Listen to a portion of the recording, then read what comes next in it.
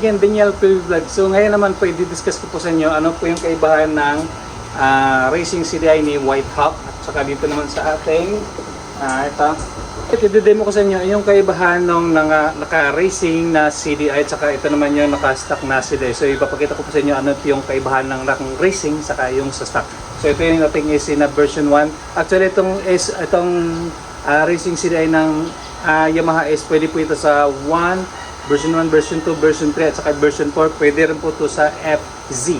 Hindi lang po siya pwede dun sa naka FI. So 4 carb lang po talaga siya. Yung terminal niya meron siyang 8 pins. Yun. So same lang sila ng terminal sa ating stock. Yan. So i-demo ko sa inyo alin yung kaibahan, kung alin bang mas malakas, yung stock o yung racing CDI. Actually, yung racing CDI natin pwede rin po ito kahit naka all stock lang. Mas maganda at mas advantage naman po kapag naka racing setup na po kayo, kasi mas yung purpose naman po kasi nito is i-enhance po yung acceleration. So ito, papakita ko sa inyo anong kakaiba ng racing CDI at saka yung stock. So yung unahin natin yung stock. So ipapakita ko sa inyo alin yung may kakaiba at sino yung mas nakakapagbigay ng matas na horsepower. So ito, nakalagay na yung ating stock na CDI. So start natin.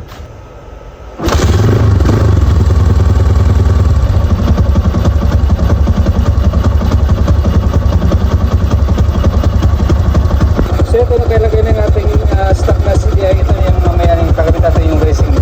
So ito naman yung accelerator na naka-stock.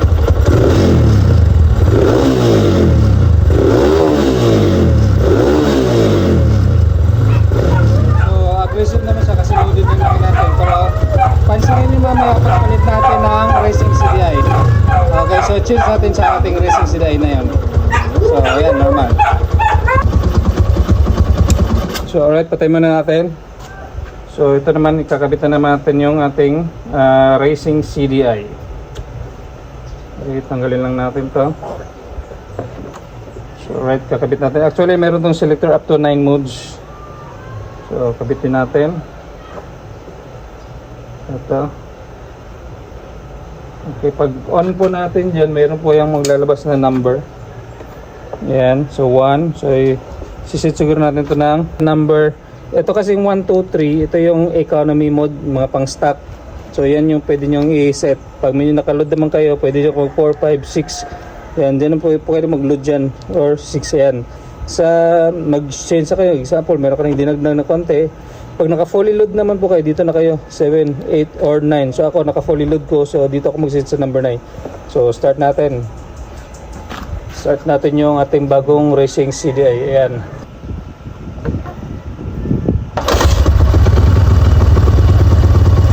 Ito, naka-start na. So one click lang. Okay.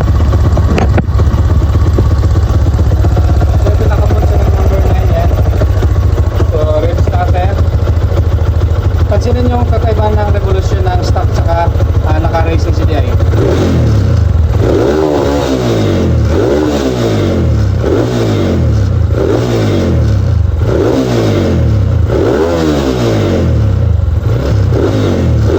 So, mas matapang, mas aggressive.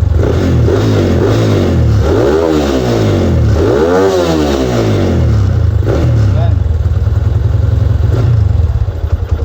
So mas aggressive talaga yung naka-racing CDI na kinabit natin yan. So ito yung latest ng racing CDI ni White Hawk. So yan. So ito na pala yung motor ko. Ito naka-FC Max to. Tapos ito naman is naka-White Hawk na racing CDI. White Hawk na black. Yan. So yung gulong ko naman ito is 90 lang. So yan. Ito naman yung black na gamit ko dyan. Yan. So White Hawk pa rin. Alright, so 140 yung gulong ko, saka FC Max, ayan, stock. So ayan na siya. So nakam na yung modes. So ayan, iubos natin yung revolution.